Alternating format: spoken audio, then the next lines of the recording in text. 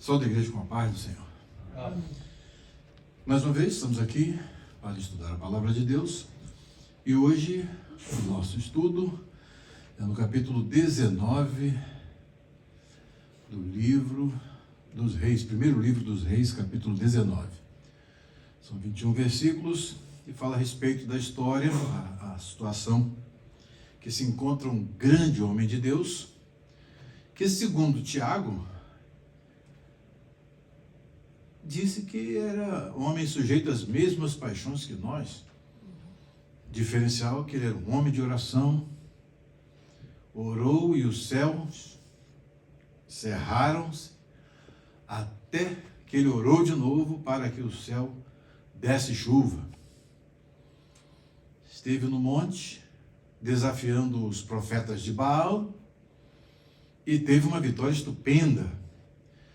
O povo viu fogo descer dos céus, consumir o holocausto ali, a oferta, o altar, as pedras ali do altar, e também lambeu ali as águas, né?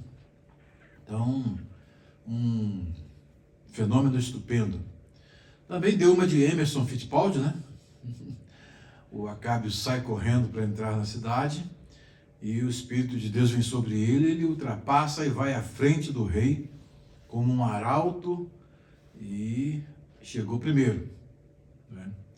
De repente, quando nós viramos a página, chegamos no capítulo 19, vemos o mesmo Elias, só que não parece o mesmo Elias.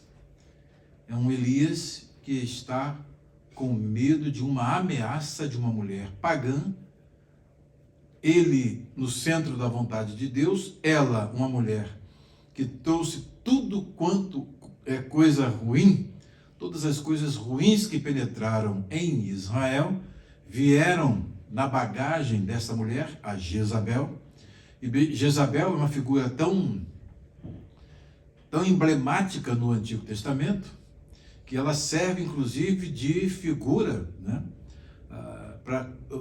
Ela dá o seu contorno, né, espiritual, serve para dar nome a uma mulher que estava lá também atuando numa das igrejas, daquelas 7 mensagens que são entregues a João, e João passa às 7 igrejas. Então aí você percebe que essa mulher é uma mulher emblemática, é uma mulher que tem características negativas, ruins, mas tem as suas características. E a partir de uma ameaça que essa mulher faz, Elias, o homem que fez fogo descer do céu, o homem que correu mais rápido do que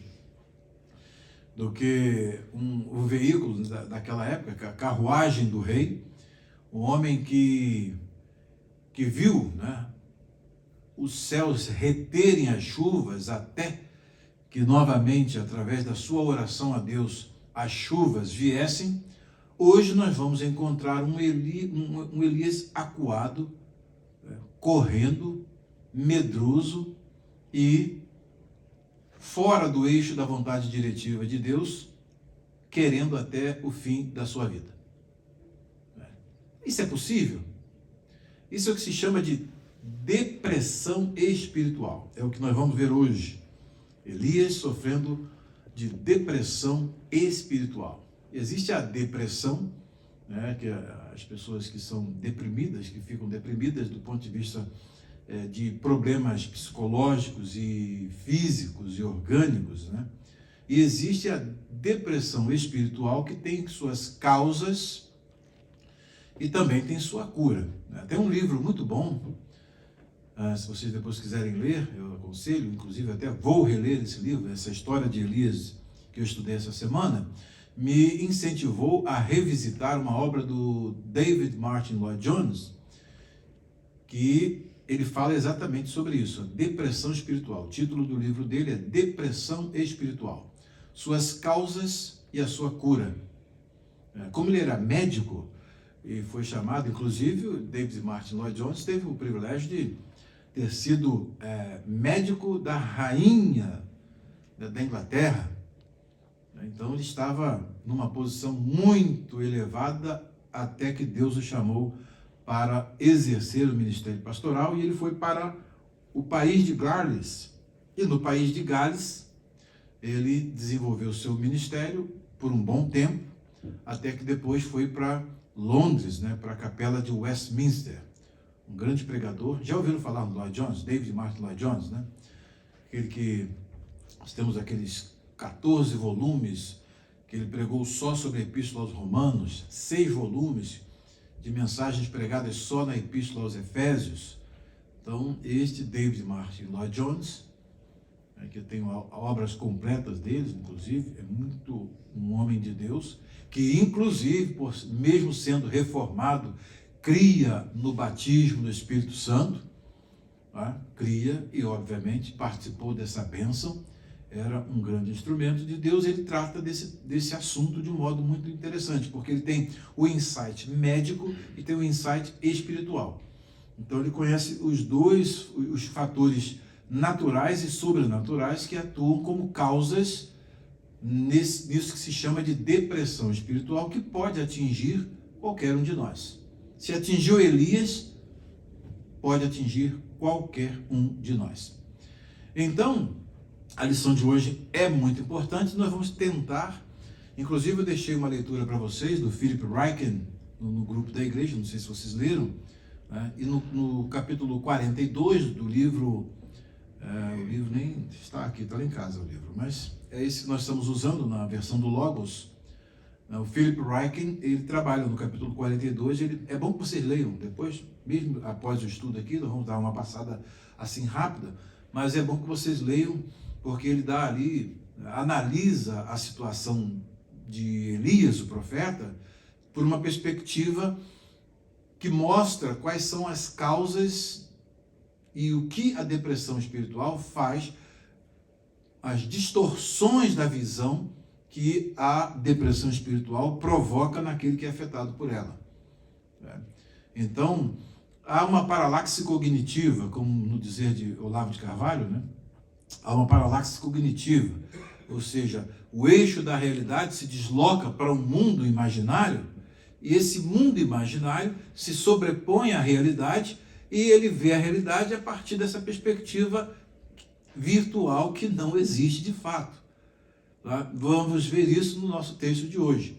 Aí, a partir dessa visão que ele tem do mundo, por esse eixo imaginário, de uma realidade, né, desrealizada e recriada na mente dele, ele vê pequenas coisas como grandes obstáculos. Ele vê o mundo não cheio e pleno de verdades e de realidades, mas de meias verdades. Então, tudo que ele diz, tudo que ele conforme, todos os fenômenos que ele analisa, todas as circunstâncias que ele coloca no seu campo de observação, tudo vem de uma forma muito doentia, vem deformado. É uma deformação que tem verdade, mas também tem irrealidade naquilo que é a avaliação do que está afetado pela paralaxe cognitiva, né, e pela depressão espiritual. A depressão espiritual provoca essa paralaxe cognitiva. O que é a paralaxe cognitiva? É quando o eixo da realidade da pessoa se desloca para um mundo imaginário que ela constrói e depois ela vai toda para esse mundo. Aí traz essa nova realidade recriada e avalia a realidade por essa perspectiva. Então, uma mulher está ameaçando Elias. Ele vê, eles estão me ameaçando. Eles quem? É ela, não é eles. Tá? Então isso aí é paralaxe cognitiva. Mas peraí, uma mulher ameaçando o homem que teve a condição de vencer 400 homens? Os 450? Os 400 são de Azera, né? De quebra. 450 foram vencidos ali. Então ele desafiou todo o reino, né, dizendo, não vai chover enquanto eu não disser para chover. E de repente ele entra essa ameaça, faz com que, né, ele entre nessa paralaxe cognitiva, vai para esse eixo da realidade, em que ele vê a realidade de modo que não tem nem mais prazer em viver. ó Senhor, tira minha vida, porque não dá mais para viver, não. Eles estão me ameaçando. Eles quem? É ela. Então por que ele não encara a Isabel? Fala, vem cá, ô Jezabel. Vem, Jezabel, vem cá. Vamos lutar, vem me matar. E manda descer fogo do céu, consome Jezabel e quem estiver junto com ela. Como você percebe que isso vai acontecer mais tarde, né? Então, o estudo de hoje é muito importante, porque nós vamos penetrar nesses detalhes que serão vistos aqui, analisados com bastante cuidado e, ao mesmo tempo, para nos ajudar a entender crises que todos nós podemos passar. Não queremos, mas podemos passar por elas. Então, aqui, nós vamos hoje à lição, depois dessa breve introdução. Jezabel ameaça a Elias e ele vai ao Monte Horebe. Ele vai lá para a região de Horebe e ali ele tem um encontro com Deus. O texto de hoje é o primeiro livro dos Reis, capítulo 19, dos versículos 1 ao 21. Versículos 1 ao 21. Texto áureo é: e o anjo do Senhor tocou segunda vez e tornou segunda vez, e o anjo do Senhor tornou segunda vez, e o tocou e disse: levanta-te e come, porque muito comprido te será o caminho. Levantou-se, pois, e comeu e bebeu, e com a força daquela comida caminhou 40 dias e 40 noites até Horebe, o monte de Deus. Vamos então aqui à nossa primeira pergunta. O que o rei Acabe informou a Jezabel, sua mulher? O que Jezabel, jurando por seus deuses, mandou dizer a Elias? E o que ela lhe faria no dia seguinte? Então vamos aqui no nosso texto.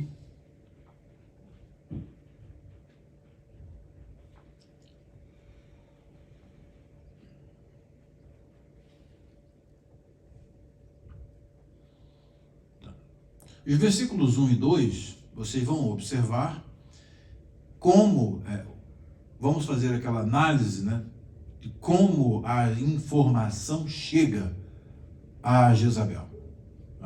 O que Acabe viu, de que ele participou e como ele faz o report, como ele dá a notícia para a Jezabel. E tudo isso, obviamente, traz uma influência na reação da Jezabel. Ele não vê as coisas e não analisa as coisas conforme deveriam ter sido avaliadas. Ele já era para chegar ali crente pregando para Jezabel. Mas o que a gente vai perceber é que ele vai dar uma informação. Nós vimos tudo o que aconteceu na aula passada e hoje ele vai dar uma informação. Ele começa a ler. O texto começa assim, em hebraico, aqui, Vayaged Ahav, que é o Acabe, é o Ahav, Leizével, tem um segolado aqui, quando tem dois segolos aqui, então é Izével, que é o nome da senhora lá, esposa do Acabe. Et kol asher asa Eliyahu, ele vai e conta, e contou aqui,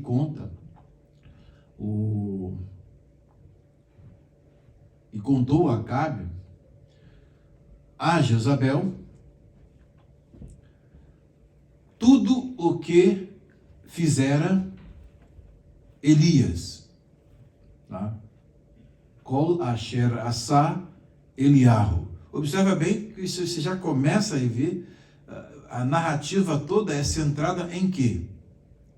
Qual a visão de Acabe de tudo aquilo que aconteceu? E Elias era o causador daquilo tudo. Aquilo tudo foi a ação de Elias. Ou seja, Elias fez cair fogo do céu, Elias foi quem matou os profetas. Então ele coloca como sendo uma ação de Elias. Ele não viu Deus realizando aquilo tudo. Ele não viu Deus falando do milagre da chuva. Ele não percebeu a realidade conforme ela deveria ter sido percebida. Percebe, pastor Vanilson? Então ele chega lá, olha, e contou tudo que Elias fez isso, mais isso, mais isso, e deu ênfase, obviamente, e matou todos os homens à espada. Então Acabe contou a Jezabel tudo que Elias havia feito e como havia matado os profetas à espada. Então a narrativa chega desse jeito, ele conta isso e, obviamente, esses profetas eram aqueles que comiam à mesa da Jezabel. Então eram seus, né, aqueles que davam respaldo, que davam base, que davam lastro às suas ações, porque eles eram os profetas do palácio. E Elias então arrumou uma encrenca, Débora? Elias arrumou uma encrenca, ele matou os profetas. Ô Faete, pode até apagar essa luz do lado de cá? Aí, isso aí, pronto, melhorar aí a visão. Tá dando para acompanhar? A letra tá boa aí? Tá vendo a tela? Que tela? Né? Lembra da história? Cara, fazer exame de vista, você vendo lá na parede? Falei, que parede? Tava ruim mesmo, tava cego. Então a mensagem que chega lá é uma mensagem exatamente com uma visão totalmente distorcida da realidade. Então Acabe viu tudo aquilo, mas aquilo não foi para ele algo que entrou no seu coração. Olha, Jezabel, vamos mudar de vida, porque esse homem é homem de Deus mesmo. Ele orou e fez fogo cair do céu. Depois falou para eu correr na frente e que a chuva ia cair. Lembra que lá, 3 anos atrás, ele falou que só ia chover quando ele dissesse, e agora ele disse, mandou eu preparar o carro e corresse para poder na chuva não me pegar, e não tinha nenhum sinal de chuva. Então esse homem é homem de Deus, Isabel. Vamos mudar nossa vida a partir de hoje, vamos seguir as orientações dele. Vamos deixar Baal de lado, porque foi dada uma oportunidade para o Baal provar que ele era Deus, e no entanto, ele não conseguiu provar. Os profetas se retalharam todos, se cortaram, clamaram a manhã inteira.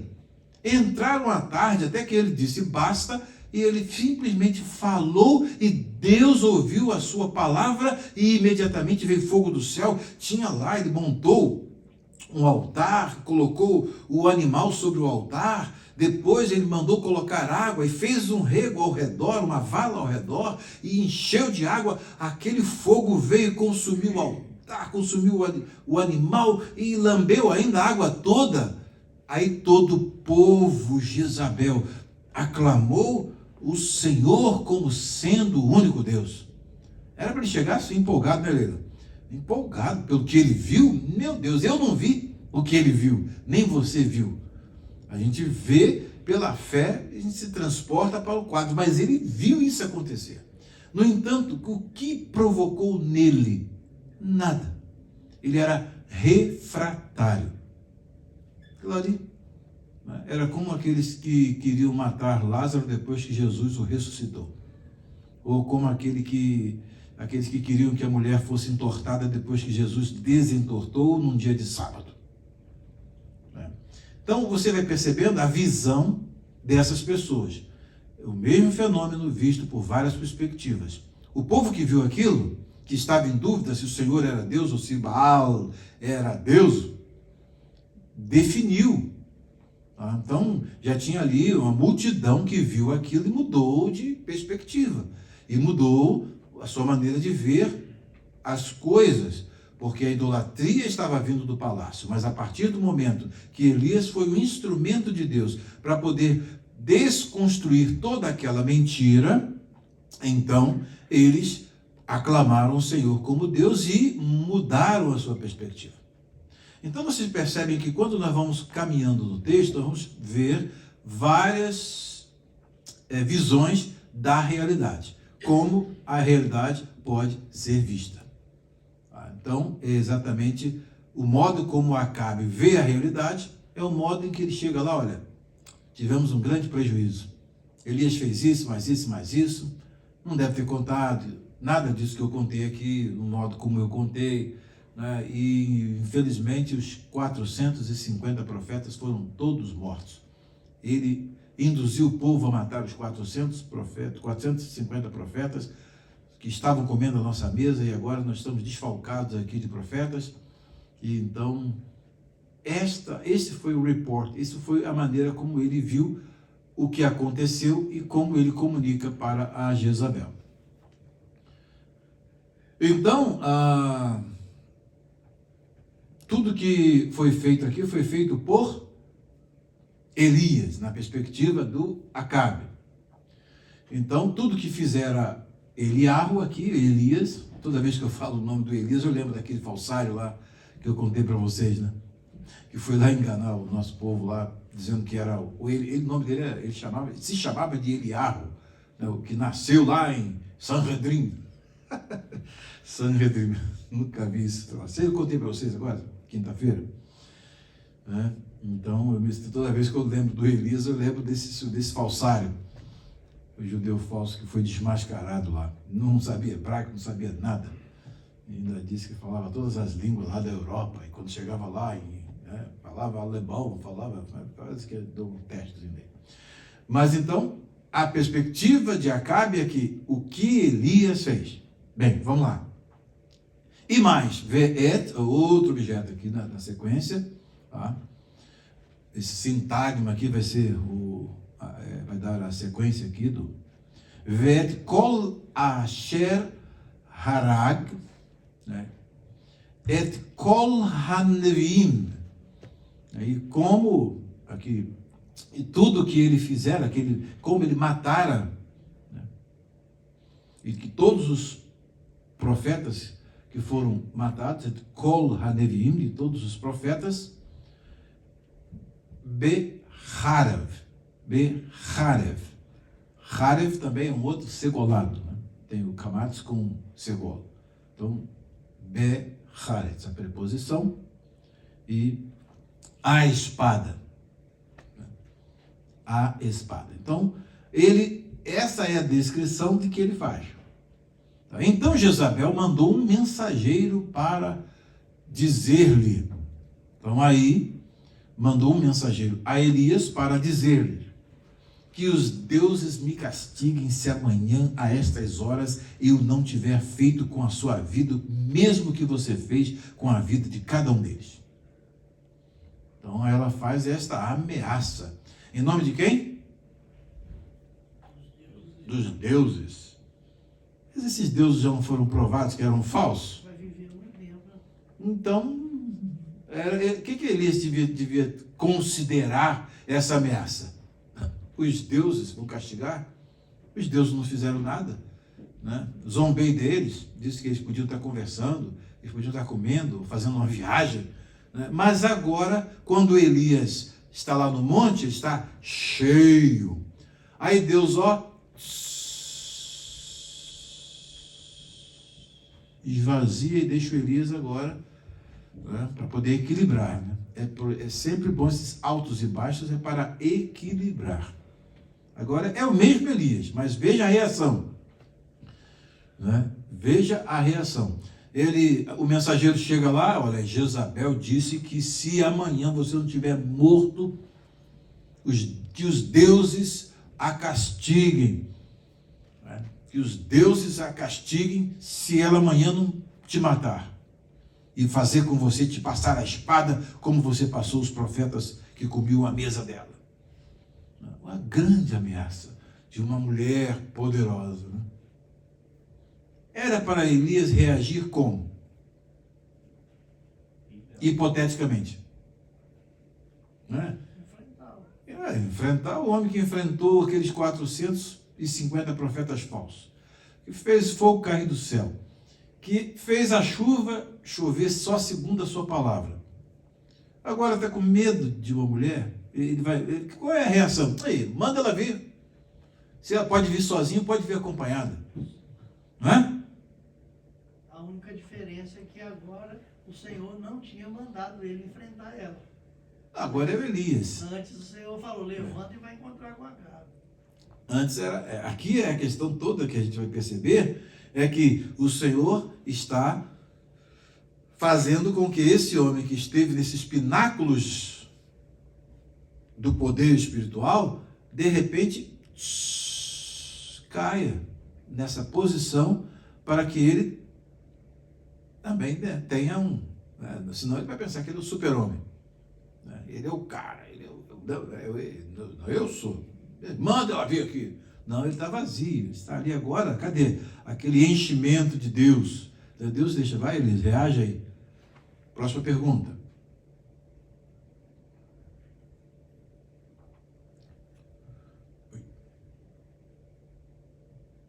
A próxima pergunta, a segunda pergunta. O que o profeta Elias fez para se escapar de Jezabel? Onde ele parou e deixou seu servo, e para onde ele foi, e o que ele pediu que Deus lhe fizesse. Os versículos 3 e 4. Bem, então Elias, né, cheio do poder do jeito que estava, como é que ele ia reagir? Manda ela vir, pode vir acompanhada, pode vir sozinha, vem com espada, vem com exército, pode vir.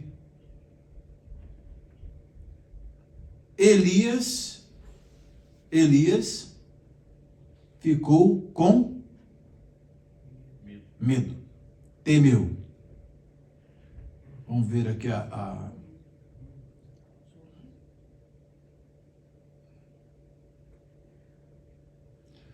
o que vendo ele, se levantou para escapar com vida. Ele, o que é isso mesmo? Ela vai me matar amanhã?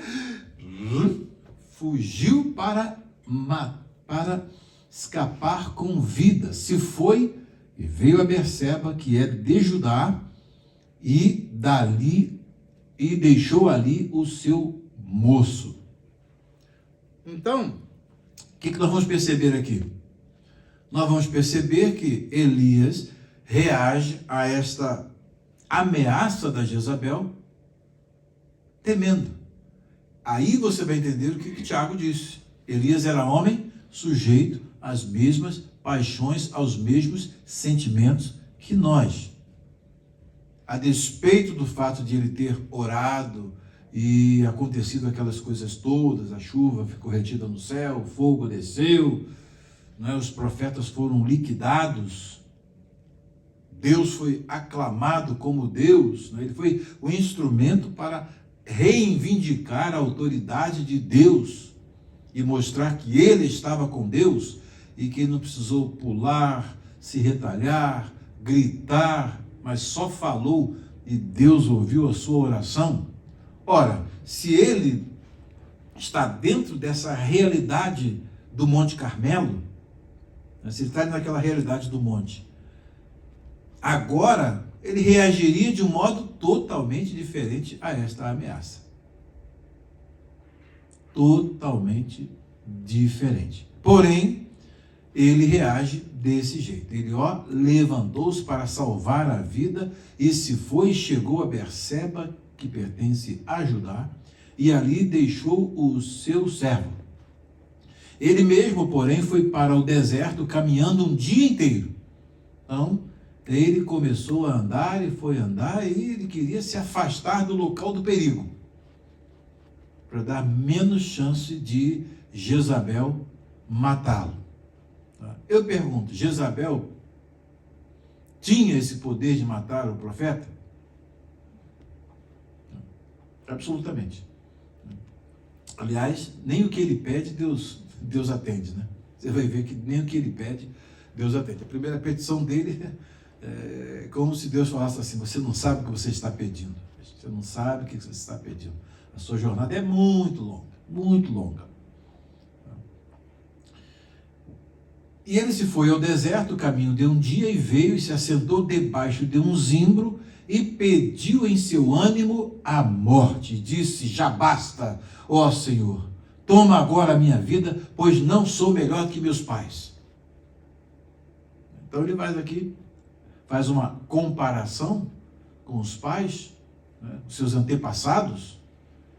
Então, todos os antepassados que tiveram nos pináculos da glória também, Então agora ele chega ao momento em que, não, pode me executar aqui. É melhor eu morrer nas tuas mãos do que morrer nas mãos de Jezabel. Mas com medo ele estava.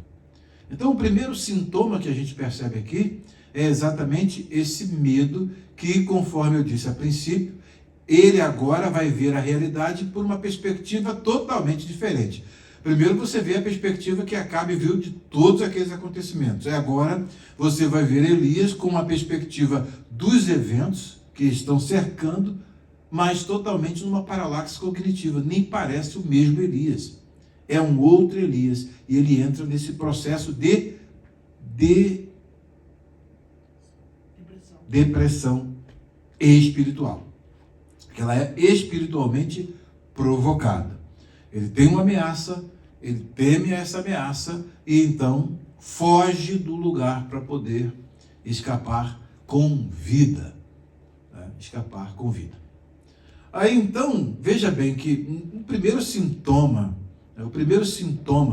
que nós vamos perceber aqui é o que acontece com ele.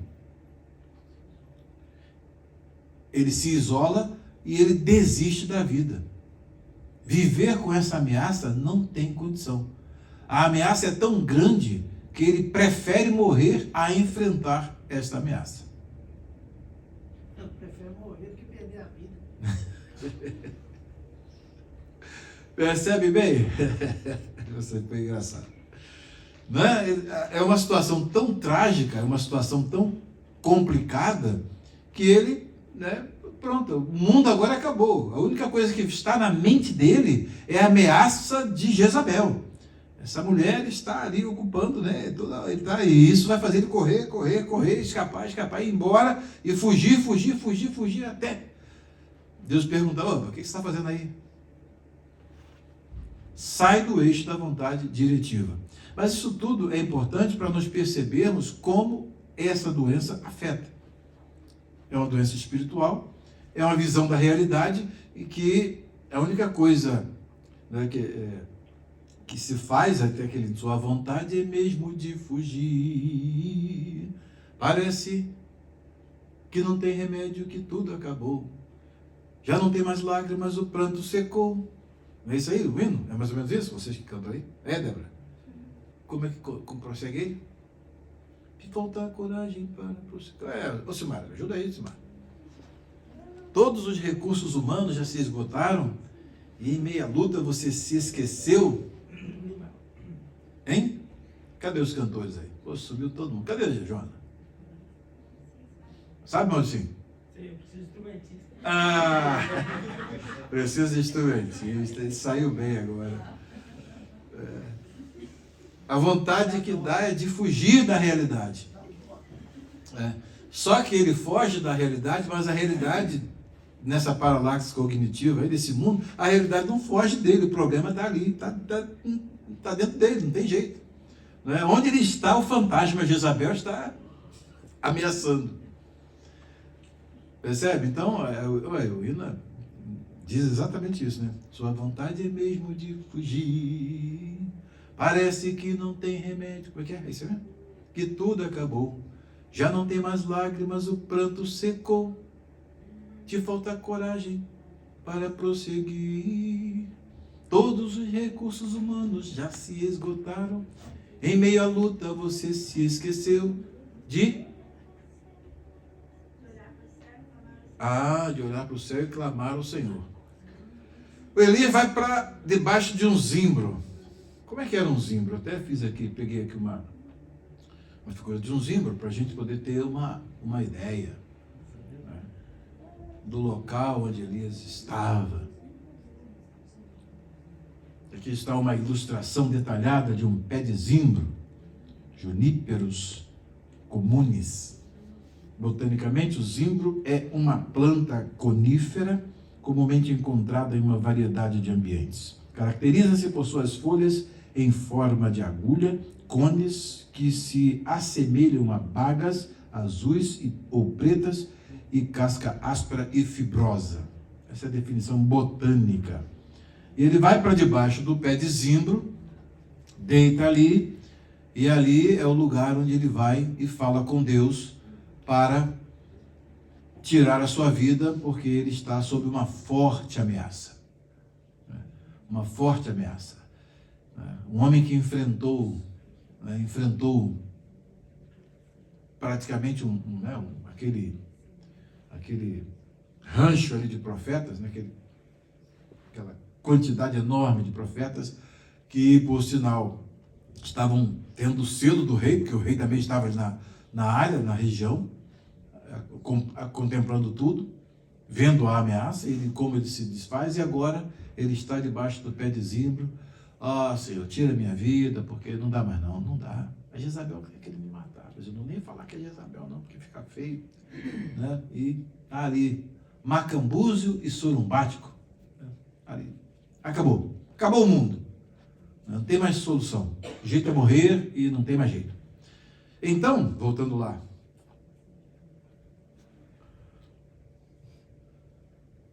esse é um primeiro sintoma. A vida perde o sentido. O problema se torna de tal monta, de tal tamanho, né, que ele não se dá mais, não tem mais condição de reagir àquela realidade. Então, a única solução que tem, já que o problema não pode ser removido, qual é a solução que teria? A Jezabel ser removida, né, do cenário. Como isso não vai acontecer, né, então o jeito é eu morrer mesmo, e diz Elias que não quer mais viver. A oração que ele faz é uma oração correta ou errada? Hein, Tiaguinho? Oração. E orou. É assim que ora? No momento da depressão espiritual, olha a oração que sai. Basta, Senhor, tira a minha vida, porque eu não sou melhor do que os meus pais. Então, não quero ficar na história como o tal, não, que não teve problemas e tal. Não. Moisés teve problema, todo mundo teve problema, Jacó teve problema. Então, eu também estou tendo meu problema, então... Desorientação total. Dá um basta essa situação. Ele sai dos pináculos da orientação, onde tudo é harmonia, simetria, equilíbrio, no meio, né? Então, harmonia, equilíbrio e simetria.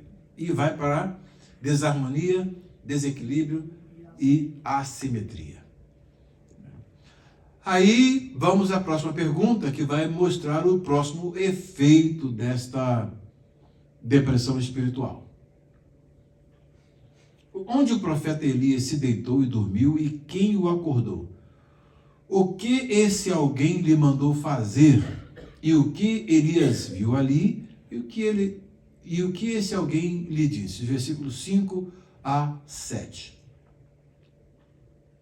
Versículos 5 ao 7.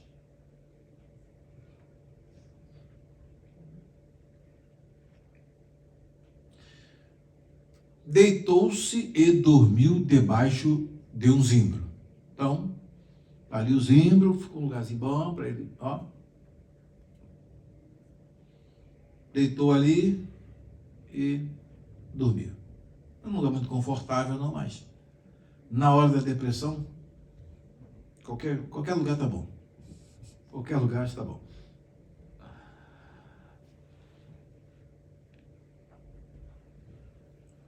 E eis que um anjo tocou nele, ele disse: levante-se e coma. Então, ele está deitado ali, né, com um profundo sono.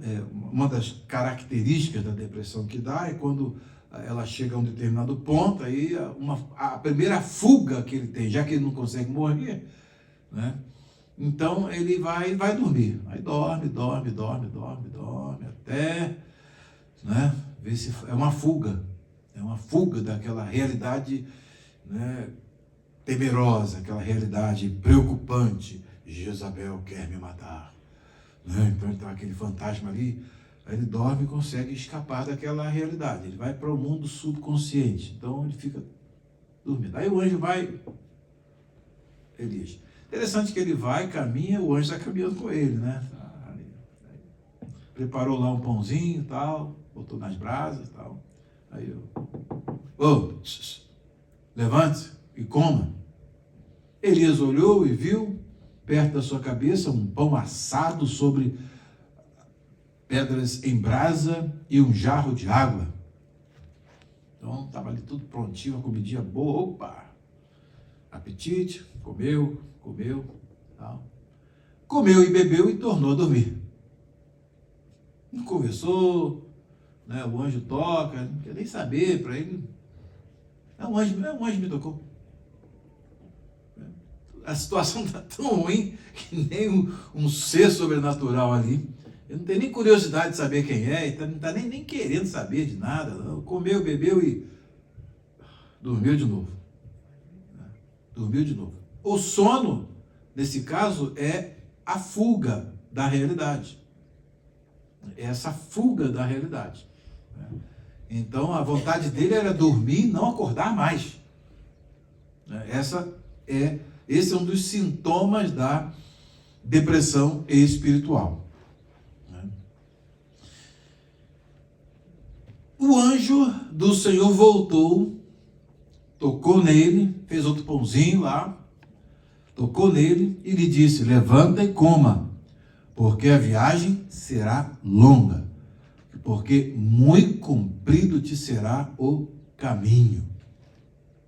Então, observem bem que esse anjo que está ali com o profeta não é um anjo que poderia protegê-lo da Jezabel? Podia ou não podia? O que vocês acham? Ou ela era mais poderosa do que esse anjo? Claro que não.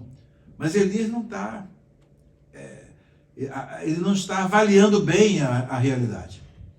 A semelhança do que acontece com Acabe, de ver todos aqueles sinais, e isso não muda a realidade dele, Elias também está desse jeito. Ele está nessa paralaxe cognitiva, em que o medo tomou conta dele, a situação é um problema agora no qual ele entrou, que não tem mais solução, e o único jeito é morrer.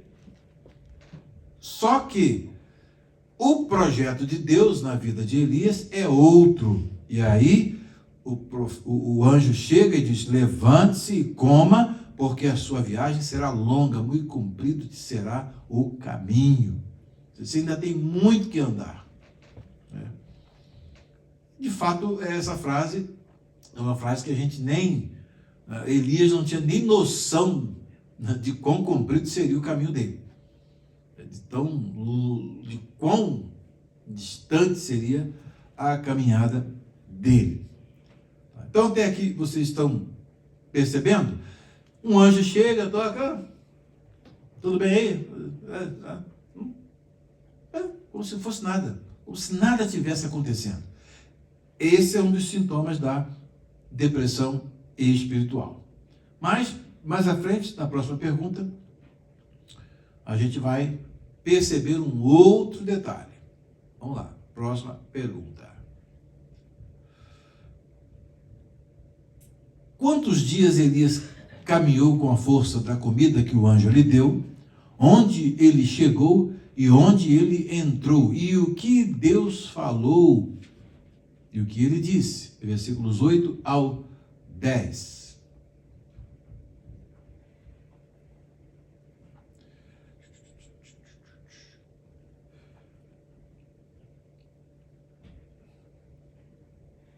Então Elias se levantou, comeu e bebeu. E com a força daquela comida, caminhou 40 dias e 40 noites até Horebe. 40 dias e 40 noites. A comida veio reforçada. E não parou de caminhar. Não parou de caminhar. Caminhou 40 dias e 40 noites. Horebe fica lá, a região do Monte Sinai.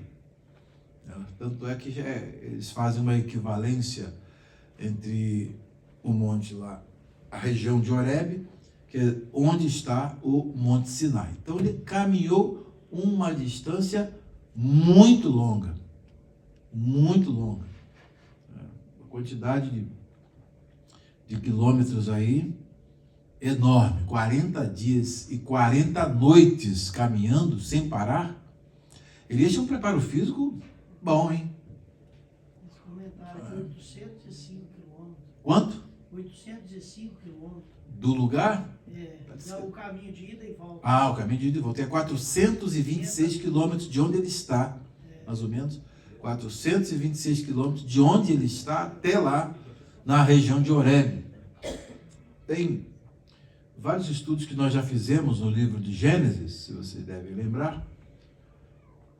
No livro de Gênesis nós fizemos vários estudos, e dentre eles nós vimos a caminhada que Elias faz quando Moisés chega a Horebe, ali no Monte de Deus, que é o conhecido Monte Sinai. Então tem uma distância enorme. Esse capítulo aqui, inclusive, discute a questão do significado de Sinai e Horebe. É um livro que trabalha a geografia desse cenário aí todo, tá? Mas aí observa bem que ele está cada vez mais se distanciando do problema. O ponto-chave aqui é o distanciamento dele do problema. Tá? E aí ele caminha aquilo tudo e vai até lá embaixo. Depois que ele vai até longe, está bem distante, aproveita, né, rever ali o local onde Deus falou com Moisés. Rever o local onde Deus falou com Moisés. A enciclopédia bíblica, inclusive, a enciclopédia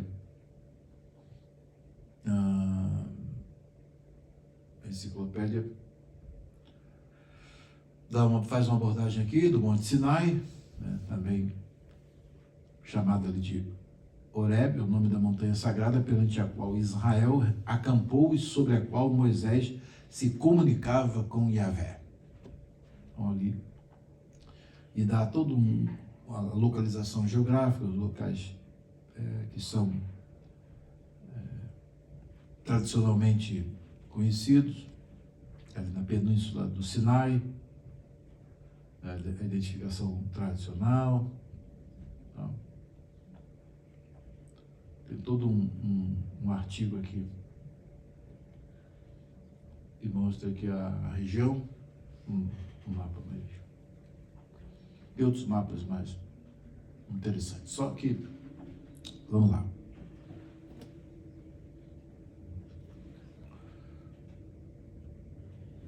Ali,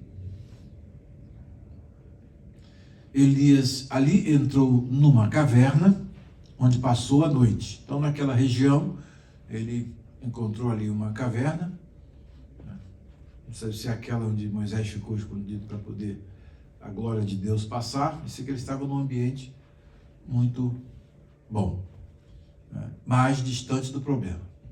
Distante do problema. E ele faz essa caminhada de 40 dias e 40 noites, né? E ele está caminhando, né? Está caminhando, né? E chega ali, entra numa caverna, passa a noite, e eis que a palavra do Senhor veio a ele.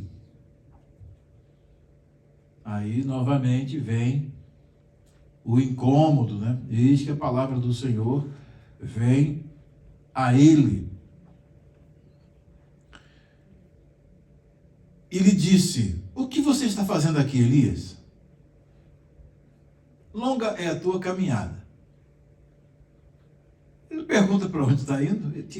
Para onde é que eu tenho de ir? Ele não quer nem saber, ele está caminhando, mas ele quer caminhar para distante do problema. Ele está caminhando segundo o eixo da vontade diretiva, essa fuga, e ele está bem distante, bem distante, bem distante. E chega nesse lugar onde Deus falou com Moisés, numa região sagrada, né, um ambiente bom, e Deus pergunta: o que você está fazendo aqui, Elias? Aí vem a resposta. Percebam a resposta de Elias, que é um outro sintoma da depressão espiritual. Tenho sido muito zeloso pelo Senhor, Deus dos exércitos. Bem, só em dizer isso, o que ele está já afirmando? Isso é verdade? Sim.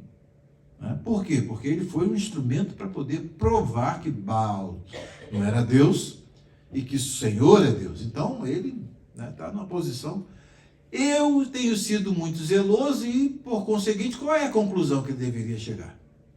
Não mereço essa perseguição e me caçando como se eu tivesse feito algum crime, alguma coisa. Eu fiz tudo em nome do Senhor. Por que o Senhor está permitindo isso acontecer comigo?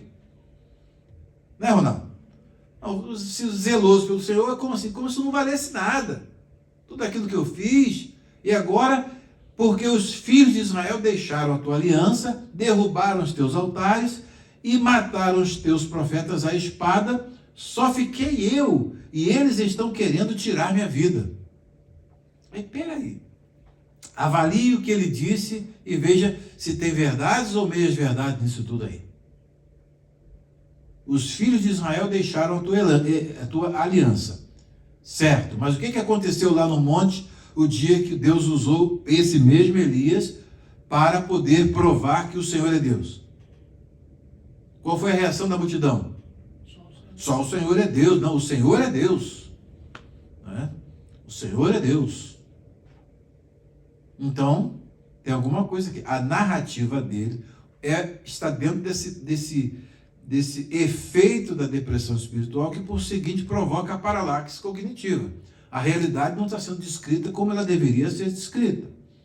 Ela deveria ser descrita de um modo totalmente diferente.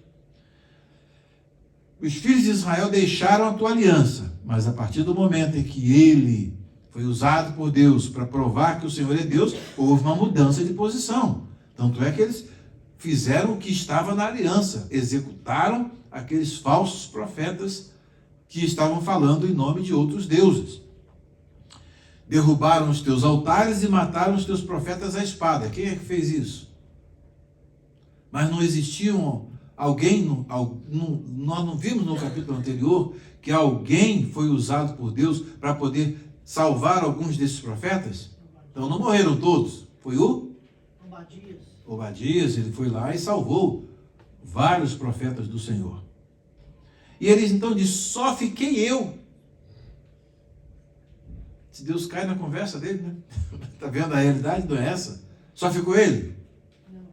Na avaliação dele só ficou ele, mas se for analisar, voltar a história como aconteceu lá naquele dia, pera lá, tem muita gente que se converteu ali e eles aclamaram que só o Senhor é Deus, mataram os profetas de Baal e voltaram para o Senhor naquele dia. Foi uma conversão que aconteceu. E Elias então aqui diz, só eu. E eles estão querendo tirar minha vida. Pera aí, os filhos de Israel estão querendo tirar a vida de Elias? É, pessoal mesmo? São os filhos de Israel que estão querendo tirar a vida dele? Porque o referente aqui é, porque os filhos de Israel deixaram a tua aliança, derrubaram os teus altares e mataram os teus profetas à espada. Essa narrativa aí está convincente, Ronaldo? Diácono Ronaldo? Não. Só fiquei eu e eles estão querendo tirar minha vida. O que está acontecendo aí, Simária? Está narrando a realidade? Olha a paralaxe cognitiva, o que faz? Ele está ali vivendo de meias verdades. Na realidade, quem é que está querendo tirar a vida de Elias? Jezabel. Ela que foi o instrumento do mal para poder matar os profetas, ela que foi a que tirou os altares de Deus e colocou no lugar os altares para o Baal, trouxe esse culto, colocou dentro do palácio e espalhou para o povo inteiro. Então, aqui tem um referente só, que ele muda esse ela para eles. Eles. Aí Deus está ouvindo aquela história. Está ouvindo aquela história. E será que o Senhor concorda que isso aí é verdade? Então, a paralaxe cognitiva que ele está enfrentando, provocada pela depressão espiritual, está vendo a realidade de um modo distorcido. Está vendo a realidade de um modo totalmente distorcido. E esse modo de ver as coisas é um modo que é provocado nele por isso que se chama de depressão espiritual. A realidade, não se consegue ver a realidade como ela é. E isso é uma enfermidade espiritual. Por isso que Tiago disse que Elias era homem sujeito às mesmas paixões, aos mesmos sentimentos que nós. Percebeu bem? Tá? Então, o que acontece? Ele aqui está, por outro lado também, dizendo, eu fiz tudo isso e agora eu mereço isso? Mereço estar sendo perseguido? Eu mereço estar agora, que estão querendo tirar a minha vida? Eu mereço? Não mereço. Então ele está com a comiseração, né? É a palavra essa? Luciano. Está com a situação, né, de peninha dele mesmo. Ele não merece esse problema. Não merece. Não é. É o mesmo Elias? A gente fica assim, é o mesmo Elias? Primeiro achando que é só ele que era crente. Só eu fiquei. Esse Tem mais ninguém na terra? Hã? Esse tipo de sentimento usado pelo adversário para atacar, ele vem sempre depois de um grande feito. Um exemplo, a pessoa faz uma determinada coisa para Deus, a alguém, e ele não é retribuído da maneira que ele acha que ele deveria. Ele não merecia perseguição. Ele se sente perseguido, aí Segundo o ele adversário usa em cima disso e vem a tristeza. A questão aqui, na realidade, não tem nem bota adversário nesse cenário aí. Aqui é uma questão de Deus. É Deus e o profeta. Só que o profeta está entregue a ele mesmo. No momento que ele está no monte ali, Deus está. Elias está cheio de Deus. Aí chega um momento que agora o Senhor esvazia. Né? Esvazia. E esvazia. E agora, meu filho, Elias corre de uma mulher, Elias está ali. Senhor, tira minha vida, porque eu não mereço isso não, Senhor. Não. Tá ali, é o mesmo Elias lá, pode falar lá, quem sabe essa divindade lá está conversando, ou talvez ele esteja fazendo uma viagem, clama mais alto. Era um Elias e agora está ali, Senhor, eu não mereço isso não, Senhor, tira minha vida, porque eu não vou morrer na mão de Jezabel, não, Senhor, não. Aí está ali, come. Um anjo chega, come aí, anjo, o anjo, vai dormir de novo. É o estado da depressão espiritual. Gente, se isso fica na Bíblia para nós lermos, um gigante espiritual da estatura de Elias, um homem tão gigante que quando houve quem foi que apareceu no Monte da Transfiguração para Jesus? Elias e Moisés. Tá? Mas observem bem que você lê esse capítulo 19, você vai perceber o quê? Espera lá, como é que esse indivíduo está nessa situação? Isso é impossível acontecer. Não é impossível não. Por isso que o que foi escrito para o nosso ensino foi escrito. Pode chegar um momento em que Deus te use como um trovão, você, né, faça até igual aconteceu naquela pregação lá do nosso Deus é um Deus que troveja. Daqui a pouco dá um ribombou trovão lá no céu. Que é isso? E no entanto, percebe? Sujeito aos mesmos sentimentos que nós. Próxima pergunta. Estão acompanhando? Estão acompanhando? Vamos aproveitar e dar uma olhadinha no que o Ryken fala a respeito, que é muito interessante. Só nessa próxima pergunta a gente já entra lá no que o Ryken fala. O que o Senhor mandou o profeta Elias fazer e o que ele viu acontecer, o que Elias ouviu após o último fenômeno e o que ele ouviu o Senhor dizer. Na sequência, então,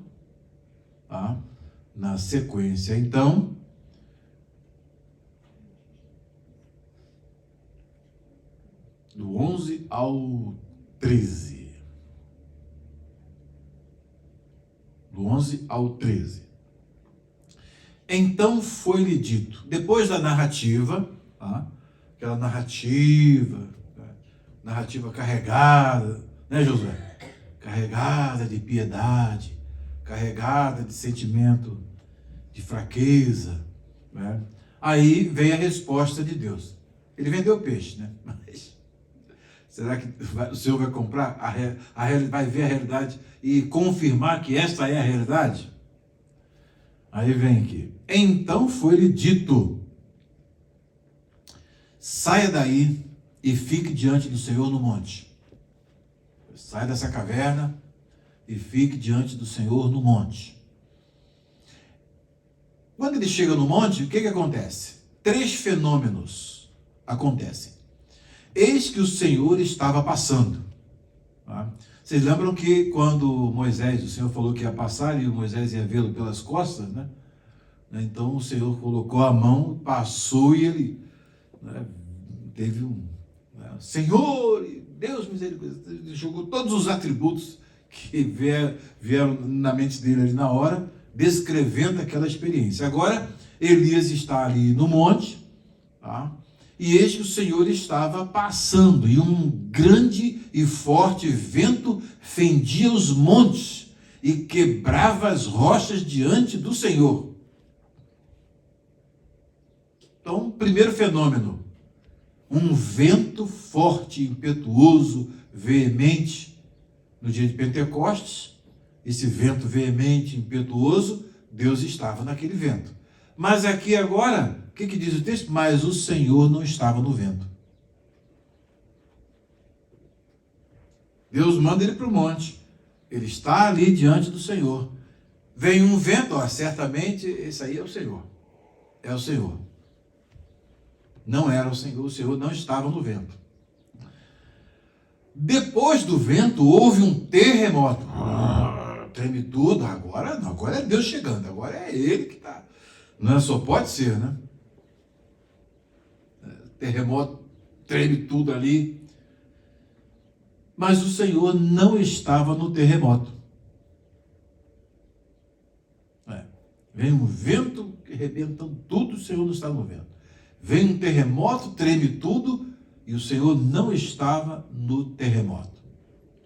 Aí vem a improbabilidade do próximo evento ser o Senhor.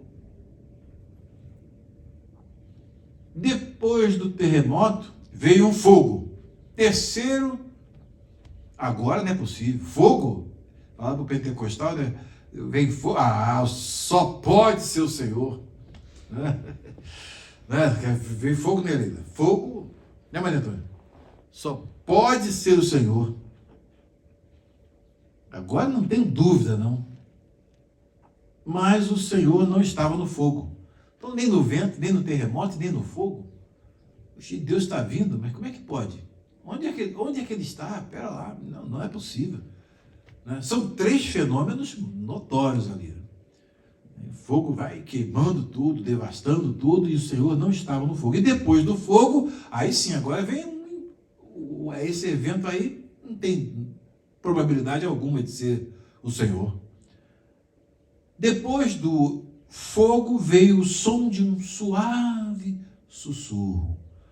Uma voz, como traduz aqui, deixa eu colocar aqui no texto hebraico, 1:12, né? É tipo aqui um silêncio, um silêncio, aquela vozinha mansa e delicada. Ao meio da revista aí corrigida, traduz como uma voz mansa e delicada. E aqui então, essa não serve para pentecostal não, né?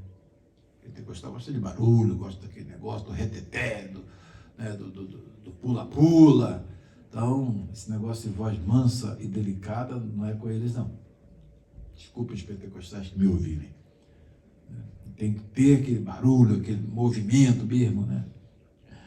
A revista é corrigida aqui, a voz mansa e delicada, o texto hebraico.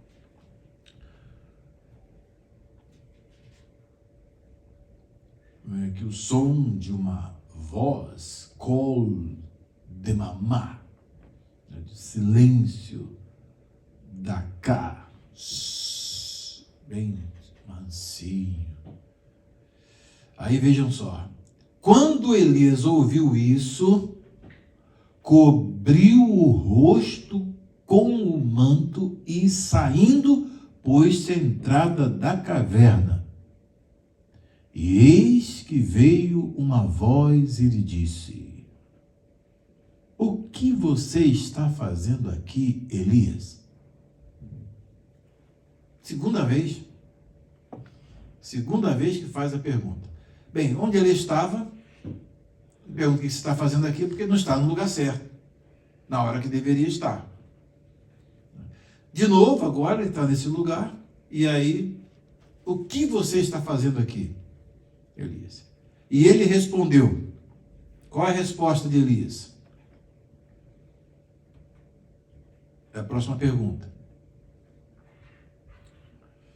O que Elias argumentou com Deus como motivo de ele estar ali, para onde Deus lhe disse que ele fosse e a quem ele deveria ungir como reis e profeta? Os versículos 14 ao 16.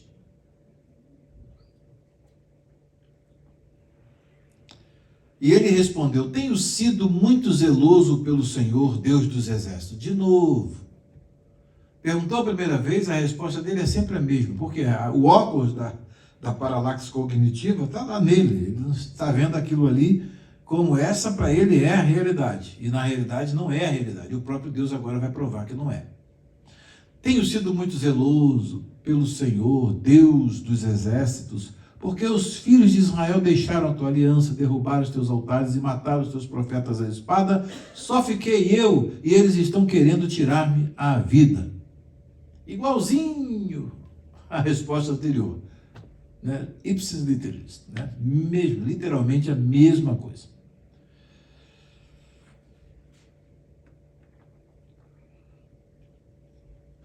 Vamos aqui ao 16, até o 16. Então o Senhor disse a Elias: vá, volte ao seu caminho para o deserto de Damasco. Chegando lá, unja Azael como rei da Síria, unja também Jeú, filho de Ninsi, como rei de Israel, e Eliseu, filho de Safate, de Abel-Meolá, como profeta em seu lugar. Então, observem bem que Elias está ali, para ele é o fim da vida, ele está em fase terminal.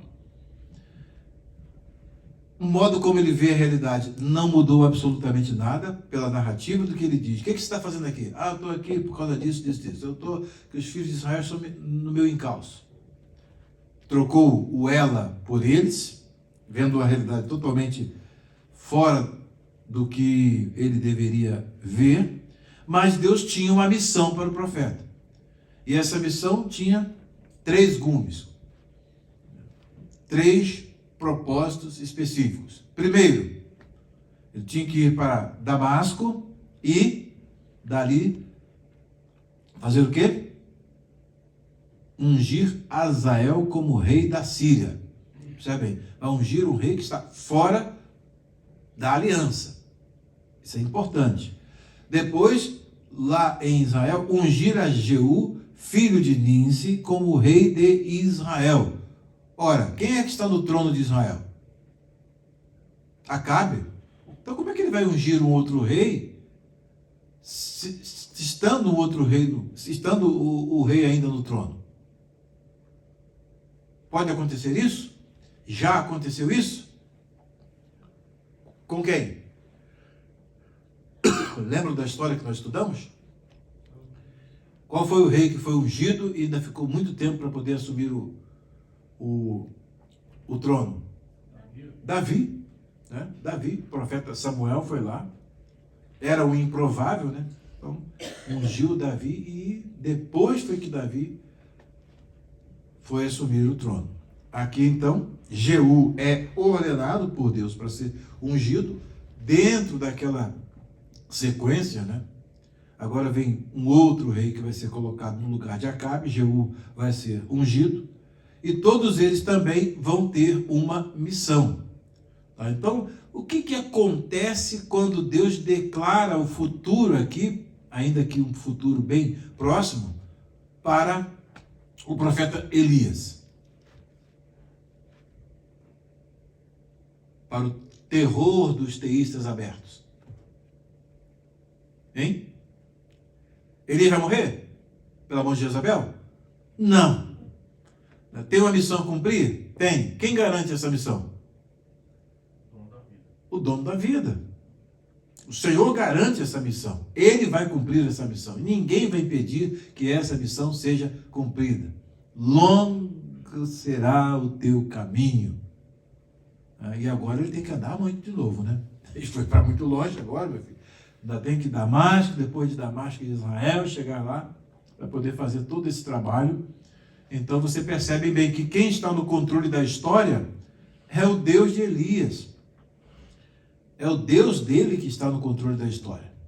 Então isso é para ele levantar, né, o ânimo. Peraí, ainda tem uma missão a cumprir. Pelo menos 3 coisas eu ainda vou fazer antes de morrer. Talvez ele encare a realidade assim, né? Pelo menos 3 coisas eu ainda vou fazer antes de morrer. Da mão de Jezabel. Mas vamos ver que isso vai mudar a perspectiva do profeta. Ele vai sair dessa depressão espiritual. Aproveitando o ensejo, vamos ver aqui o que o nosso amigo fala a respeito.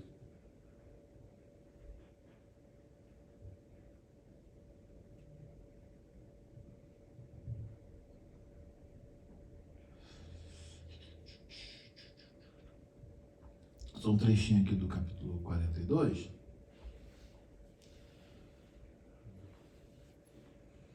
Ele conta a experiência, né? Ele conta a experiência.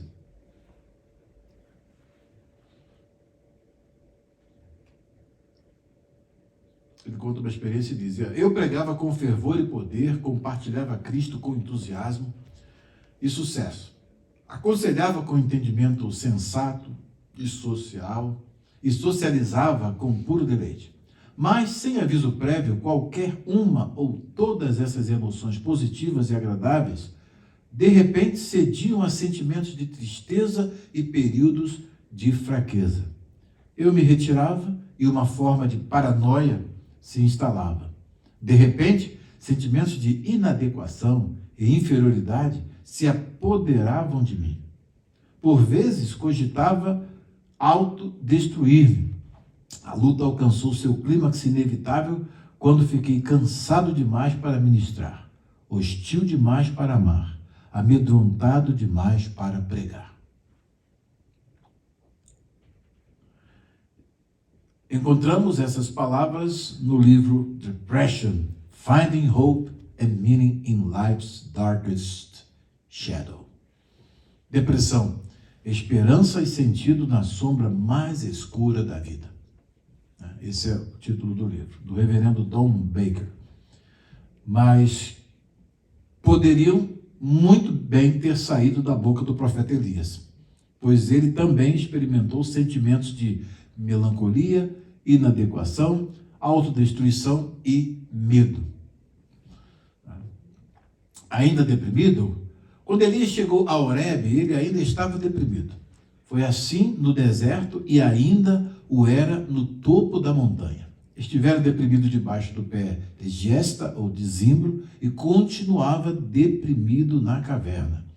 Como vimos, Deus lidou de forma graciosa com Elias quando este teve seus primeiros pensamentos de suicídio.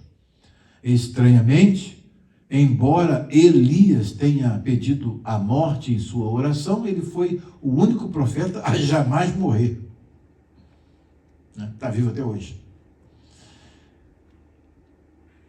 Antes foi levado ao céu. Nós vamos ver isso no capítulo 2, versículo 11. Isso aconteceu porque quando Elias não aguentava mais, Deus revelou-se mais do que suficiente. Deus não repreendeu seu profeta, mas o tocou, alimentou e lhe deu água fresca. Esse é um ponto muito importante no momento. É nesse momento assim, né? Deus poderia chegar para ele, né, e dar um saculejo nele. Rapaz, espera lá, eu não te usei lá no monte para você fazer fogo descer do céu? Eu não fiz a tua palavra valer? De modo que você falou que não ia chover e eu garanti e não choveu? Quando você orou e me pediu, eu não fiz chover e você não viu? Você não correu à frente da carruagem de Acabe? Deus podia jogar isso tudo em cima dele, né?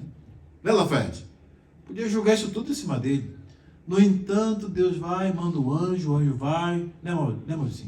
Pega ali, faz um pão ainda, torradinho e tal. Bate a massa, faz um pão, bota água, acorda, bebe. Aí, o quê? Come. Tá bem, obrigado. Come, daqui a pouco bebe água, dorme de novo. Olha a paciência de Deus. Ele vai, mais uma vez, depois de um sono bom, o anjo vai, faz outro pão e tal.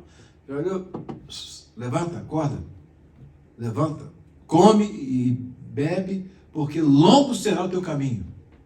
Deus poderia chegar para ele daquele modo, né? Mostrar para ele o que eu fiz não foi suficiente, mas tratou o profeta de um modo muito caridoso, de um modo muito amoroso, e isso serve também de lição para nós. De lição para nós.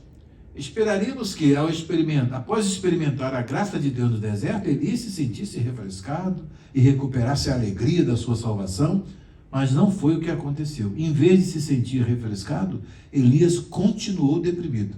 Acabou de dormir, comeu, dormiu de novo. 40 dias depois, o profeta ainda se encontrava no fundo do poço. A área amargurada no Elias de Mendelssohn, que é Mendelssohn, uma área que é cantada, fecha com as palavras, né, de primeiro livro dos Reis, 19:11. Nela podemos praticamente sentir o gosto amargo na garganta de Elias. Tenho sido zeloso pelo Senhor, Deus dos exércitos, porque os filhos de Israel deixaram a tua aliança, derribaram os teus altares e mataram os teus profetas à espada, e fiquei só eu, coitadinho de mim, e procuram tirar minha vida. Então isso virou a ladainha de Elias, né? Toda vez era a mesma reza. Devemos ficar surpresos ao descobrir que esse grande homem de Deus continuava deprimido? Não, é difícil se livrar de uma depressão espiritual. É difícil se livrar de uma depressão espiritual.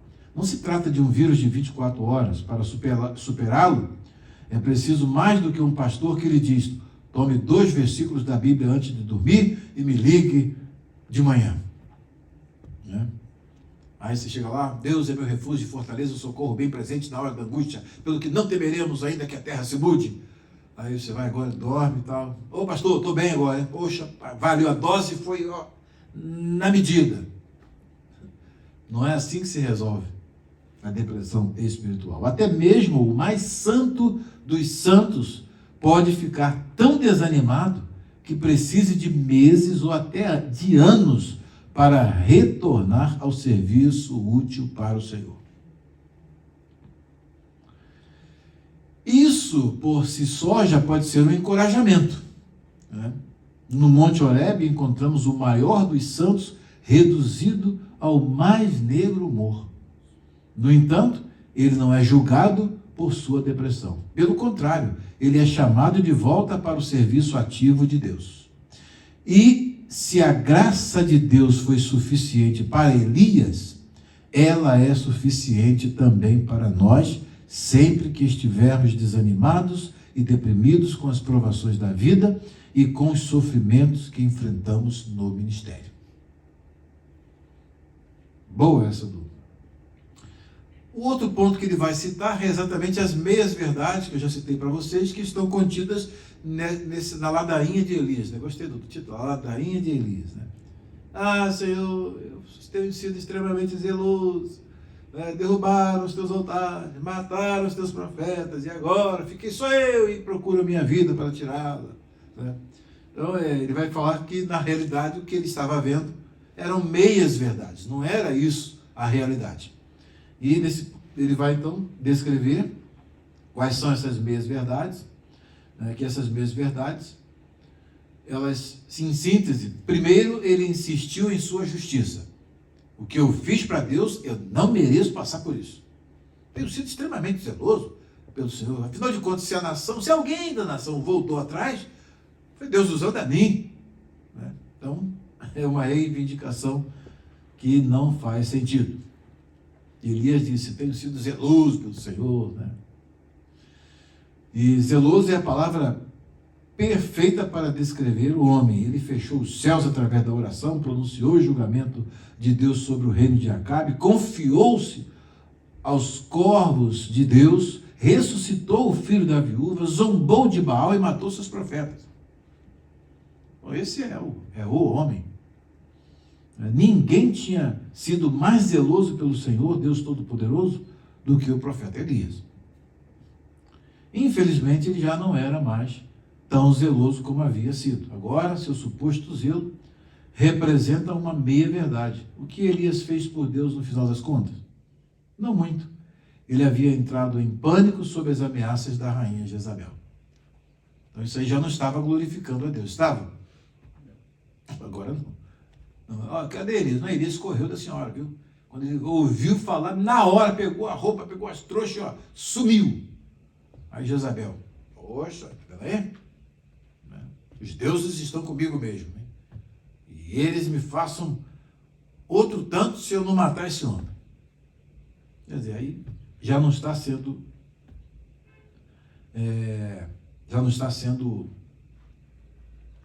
o instrumento para que o nome de Deus seja glorificado.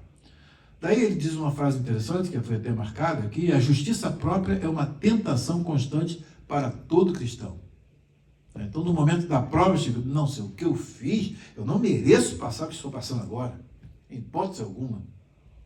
Então, outro ponto importante, vai mais à frente. Depois do zelo, ele vai discutindo aqui. Outra meia-verdade que alimenta a depressão espiritual é a autocomiseração. Ouça novamente a queixa de Elias: porque os filhos de Israel deixaram a tua aliança, derribaram teus altares e mataram teus profetas à espada, e eu fiquei só e procuram tirar minha vida. Há alguma verdade nessas afirmações? Elas podem ser mais do que meias verdades, pois cada uma delas encontra a base legítima no capítulo 18.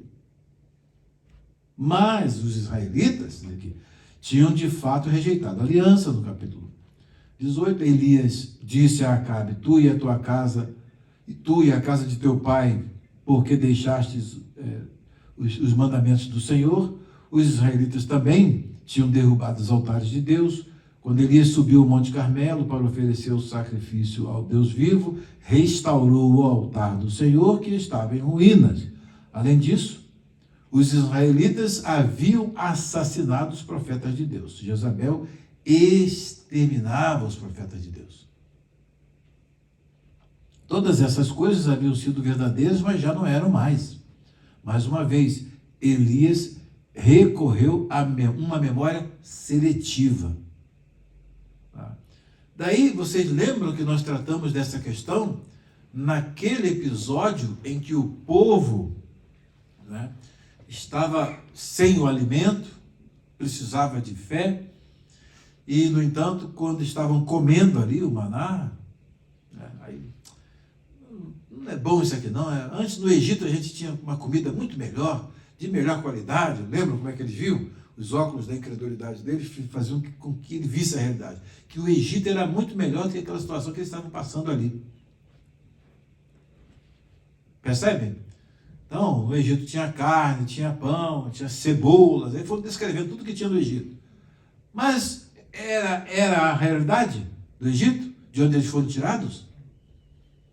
Se Deus, chega ali, joga todos, então vocês vão agora julgar todos vocês no Egito, fica lá com um carinhoso faraó de novo, vai? Não era isso, ele estava amargando uma terrível escravidão. Mas, comparando, isso aí que se chama de memória seletiva, comparando aquele pão único, aquela situação única que eles estavam vivendo, e aquela fartura, variedade que tinham no Egito, entre o e aquele monte de coisas, parecia que o Egito estava melhor, mas era uma memória seletiva. Por quê? Quem estava no trono? O que fazia com eles? Faraó escravizava, tinha que trabalhar direto, construindo. Então, o Egito não era a melhor coisa nenhuma. Matava os filhos. E jogava, matavam as crianças. Daí o que acontece? É a chamada memória seletiva. Ele só escolheu alguma coisa desse passado para poder tentar justificar o presente, e nisso tudo tem uma meia-verdade aí, porque essas coisas já não eram mais assim. Então isso aqui se chama de memória seletiva. Com efeito, ele estava afirmando ser o último aluno da última turma de formandos do último seminário ortodoxo em Israel. O resto acabou. Só eu fiquei. Tem mais ninguém pela ortodoxia, pela fé correta, mais ninguém. E aí então, ele vai fazendo essa descrição. A autocomiseração de Elias se revela mais claramente na última linha do seu discurso. Procuram tirar-me a vida. Eu não mereço que isso aconteça comigo. Não era verdade que as pessoas estavam tentando matar o profeta? Afinal, este capítulo começou com uma mensagem desagradável. A rainha Jezabel: façam-me os deuses como lhes aprouver, se amanhã, a estas horas, não fizer eu a tua vida como fizeste a cada um deles. Verdade? Apenas pela metade. Observe a terceira pessoa do plural que Elias utiliza. Buscam tirar-me a vida. É aquela troca de ela por eles que eu falei com vocês. Daí, em síntese, a depressão espiritual muitas das vezes inclui elementos de autocomiseração. Exageramos nossos problemas, vendo-os como maiores do que realmente são. É a paralaxe cognitiva que eu falei para vocês. Insistimos que os problemas da vida são tão avassaladores que não podem ser resolvidos. Não tem mais solução. O pranto secou, né? Já não tem mais coragem, né? E falta coragem para prosseguir. E aí então, em vez de olhar para Deus e ver sua força superior e poderosa graça, imaginamos que nossos problemas não podem ser solucionados. Ao fazer nossos problemas parecerem maiores do que realmente são, e Deus menor do que ele realmente é, nós nos convencemos de que a nossa situação é deplorável. Aí entra nesse estado que Elias estava. Ok? Nós vamos então agora tomar um choque de realidade. Vamos tomar um choque de realidade. A missão é dada, tá? A missão é dada. E aí, a próxima pergunta. Pergunta 7.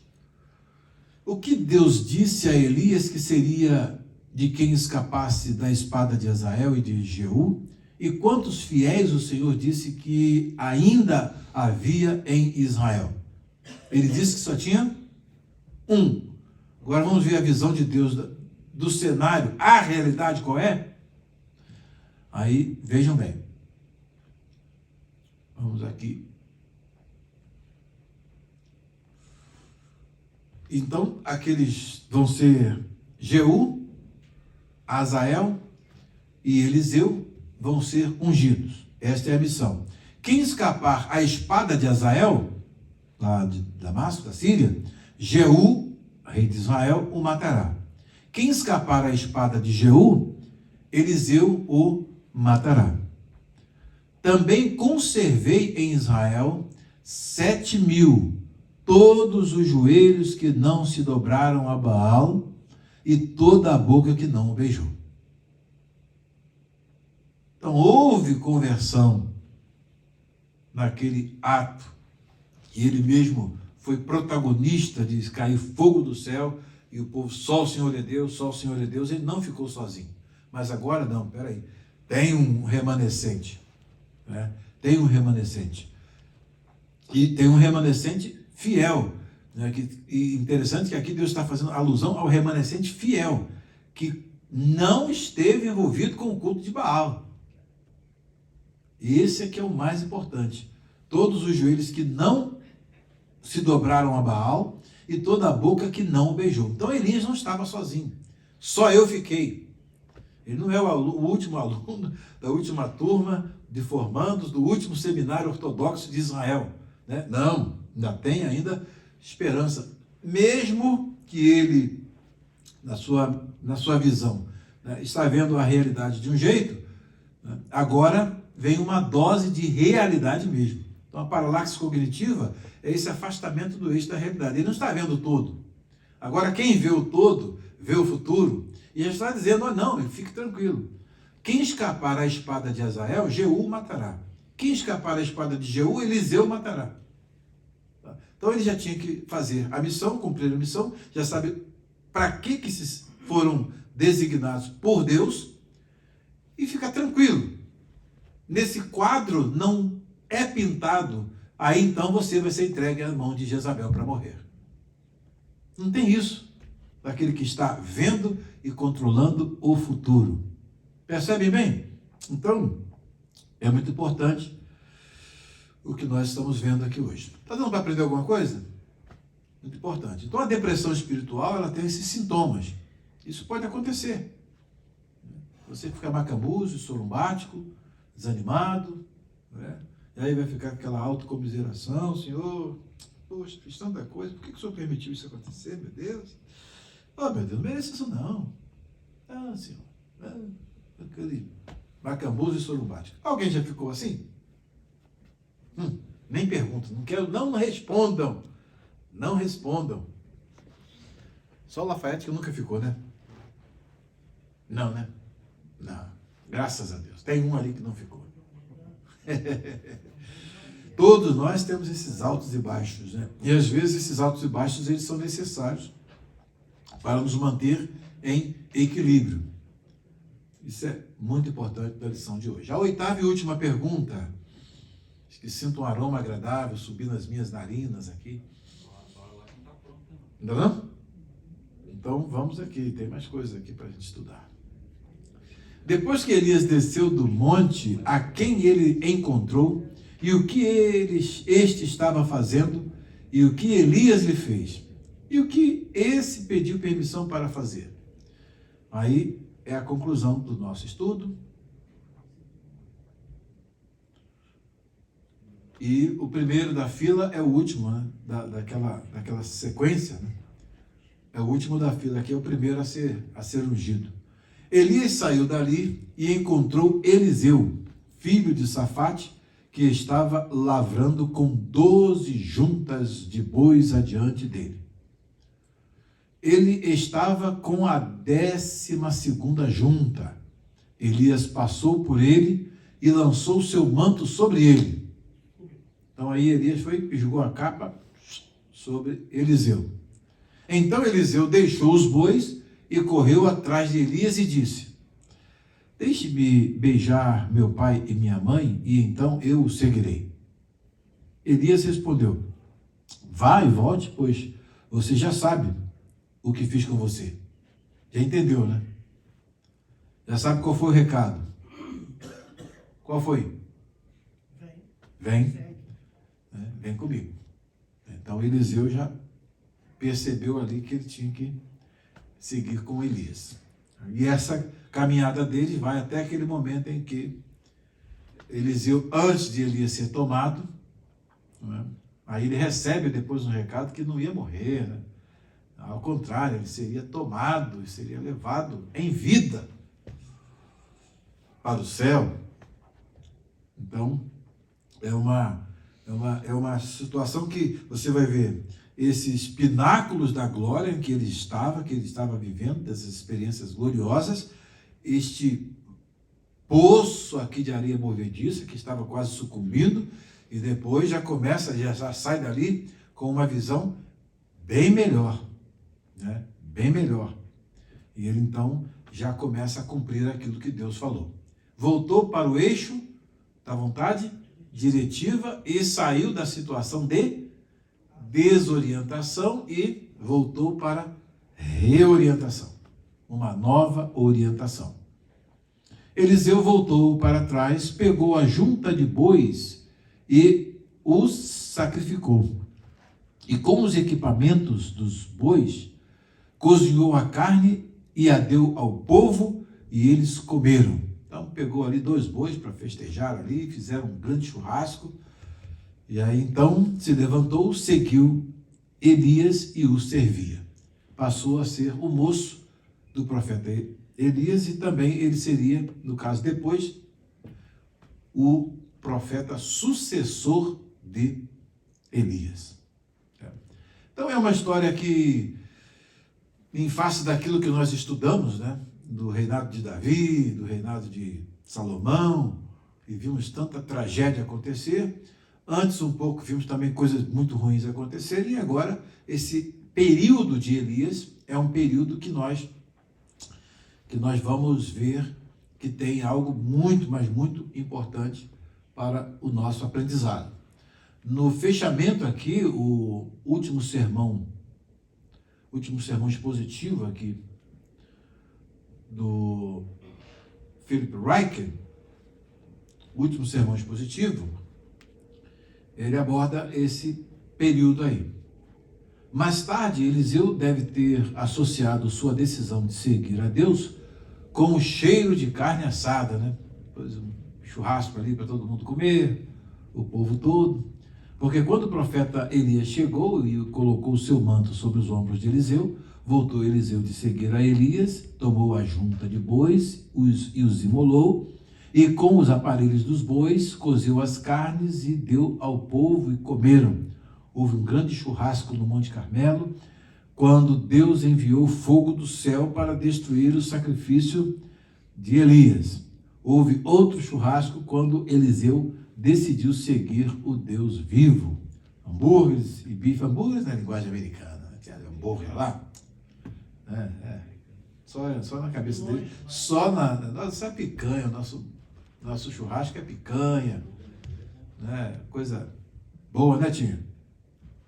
Churrasco bota lá hambúrguer, bota uns legumes lá no espetinho. Não dá, né? Não anima a gente, não. O churrasco brasileiro. Por isso que quando eles entram nas casas de churrasco brasileiras aí, ficam doidos, né? Rapaz, eu vi uma mulher lá uma mulher não, uma turma, né? Mas uma mulher lá que eu vou te dizer. Não perdia uma rodada do churrasco rodízio. Nós acabamos de comer, ela está comendo. Falei, gente, será que essa mulher não vai morrer? Não vai dar o troço aí. Fomos embora e a mulher está comendo. O cara chega mais aqui, vai comendo. Falei, que é isso? Está despedindo do mundo? Está despedindo do mundo? Parecia uma coreana, ela parecia coreana. Depois disso, então, bifes para todo mundo. Depois disso, não havia como voltar atrás. O sustento de Eliseu havia desaparecido no estômago do povo. No momento em que seus bois haviam se transformado em carne bem passada, Eliseu ficou sem trabalho, e no momento em que a família e os seus amigos haviam lambido as últimas gotas comido as últimas gotas do churrasco suculento de seus pratos, não tinha para onde ir. Sua única opção era seguir em frente. Quase podemos imaginar como Eliseu acorda na manhã seguinte e planeja o seu dia. Vamos ver, preciso arar a roça, preciso me levantar e alimentar os bois. E espere um segundo, acho que estou esquecendo uma coisa importante. Sim, os bois. A essa altura, já era tarde demais para mudar de ideia. A partir de então, o cheiro da carne de boi assado lentamente sobre um arado em chamas o lembraria da profissão que tinha deixado para trás. Eliseu decidiu seguir o Deus vivo e não havia como retroceder. O churrasco de Eliseu é uma imagem poderosa da dedicação total a Deus. Quando um pecador decide seguir Jesus, não há como voltar atrás. Da mesma forma, quando um cristão ouve o chamado para abandonar o emprego secular e entrar no ministério cristão, não pode haver volta. Eu lembro do Lloyd Jones, né? Deixar a oportunidade de ser médico do rei da Inglaterra, da rainha da Inglaterra, para ser ministro, foi uma largada assim tanto. Quando é um chamado de Deus, né? Eu tenho um amigo. Não, quando é chamado de Deus. Ele Aí largou o ônibus e ele falou que sentiu um toque de parar de trabalhar. Ele largou o ônibus na rua, era motorista de ônibus, largou o ônibus. E foi para... Foi desempregado, né? Simplesmente. Eu larguei meu emprego público federal, né? INSS. Pastor Walter, do Tribunal de Contas da União. O que é? Você largou quase a força. A força, né? A força. Mandou sair da faculdade, ele não saía, a faculdade faliu. Aí eu falei, o INSS não vai falir, né? Então, aí Deus teve misericórdia e conseguiu me tirar. A primeira lição que devemos aprender com a decisão de Eliseu de seguir a Deus é que Deus chama todos os cristãos para a vida e o ministério. A vida de Eliseu como discípulo e seu ministério como profeta começaram com um chamado divino. O homem não chamou a si mesmo, ele foi chamado por Deus. É a diferença, vou largar o ônibus porque estou sentindo o toque de não trabalhar mais. Aí já viu, né? É igual uma vez eu ouvi um pastor falar, estou doido para o senhor me chamar para o ministério para eu largar meu serviço material. A função ao desejo dele. Tá doido. Está com uma visão periférica cognitiva totalmente fora.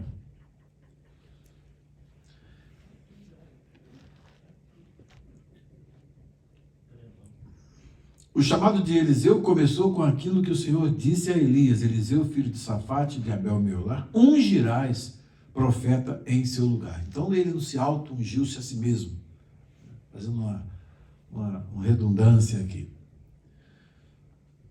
Elias estava submerso nas profundezas da depressão espiritual quando Deus lhe deu essas instruções. Acreditando que a obra de Deus era a responsabilidade exclusiva dele, ele estava muito desanimado para continuar. Mas Deus restaurou seu profeta para o ministério ativo, fornecendo-lhe uma ajuda, depois de experimentar o lado negativo e o outro lado do trabalho do reino. Elias estava pronto para experimentar o lado renovado desta obra. Então Deus instruiu Elias que ungisse Azael, rei de Arã, sobre Arã, a Síria, e Jeú, rei de Israel, e que ungisse Eliseu como profeta em Israel. Era quase como se fossem necessários 3 homens para fazer o trabalho de um único Elias. Mesmo assim, Deus estava ensinando Elias que seus funcionários jamais são indispensáveis. Há sempre alguém que pode fazer a obra do Senhor, especialmente quando um funcionário desenvolve o tipo de atitude negativa que Elias exibiu após descer do Monte Carmelo. Então fica nesse que daqui a pouco, quando menos espera, Deus coloca outro para fazer o serviço. Mas ele foi preservado porque na missão dele ainda não acabou de ser cumprida, né? Conforme nós sabemos. Então, a lição de hoje é uma lição muito importante porque nos dá todo um panorama de como a depressão espiritual pode atingir a qualquer um de nós. O que se deve fazer nesses momentos é deixar de olhar no espelho, né, que toda vez que você olha no espelho, quem que você vê lá? Aí você fica, tenho sido extremamente zeloso pelo Senhor, e agora me sobreveio isso, quebrei o pé, estou todo aqui, que é isso? Não é possível, não teve isso não? Não. Eu não merecia quebrar o pé não, senhor. Não, pastor Maria? Eu não merecia quebrar o pé não, senhor. Não. Eu só pedi perdão. Entende? É uma coisa que pode acontecer com todos nós. Mas o segredo é olhar para frente, saber que a missão não pode ser impedida, né? Pode haver esse momento aí dessa caverna, né? Pode haver esse momento em que fique ali tentando se esconder de tudo, né? Às vezes vai ficar debaixo do zimbro dormindo, mas é aquilo, você está ruim, fica no caminho. Lembra do pastor Sebastião? Se não dá para ficar caminhando, pare, mas pare no caminho. Se não dá para ficar em pé, sente, mas sente no caminho. Se não dá para ficar sentado, deite, mas deite no caminho. Não pode sair do caminho. Né? Então que o Senhor nos abençoe e que nós possamos ter aprendido muito aqui na lição de hoje. Parece uma lição muito simples, um texto muito pequeno e simples, mas deu para nós aprendermos muito que um gigante espiritual pode descer nos mais profundos abismos de uma depressão espiritual e só Deus é que pode tirar. Se Deus não manda um anjo, se Deus não fala, se Deus não anima, se Deus não dá a missão, para ele era o fim de tudo. Então, hein? Só é um gigante que o Senhor fez dele. Simplesmente mostrou, você não é gigante, você viu quão pequeno você é, tão pequeno para comer de Jezabel. Mas, agora eu vou te dar mais uma missão para você. Mas só deu a missão depois que ele foi totalmente esvaziado. Estava zerado mesmo, carga zero. Aí começou o carregador, deu a primeira carga ali, no primeiro pão, no segundo pão ele já se animou, aí anda e cumpre a missão. Mas a carga, zerou. Zerou. Então que Deus nos abençoe, até o nosso próximo estudo, que o Senhor nos abençoe nos nossos vales e nas nossas cavernas e debaixo dos nossos pés de zimbro. Amém.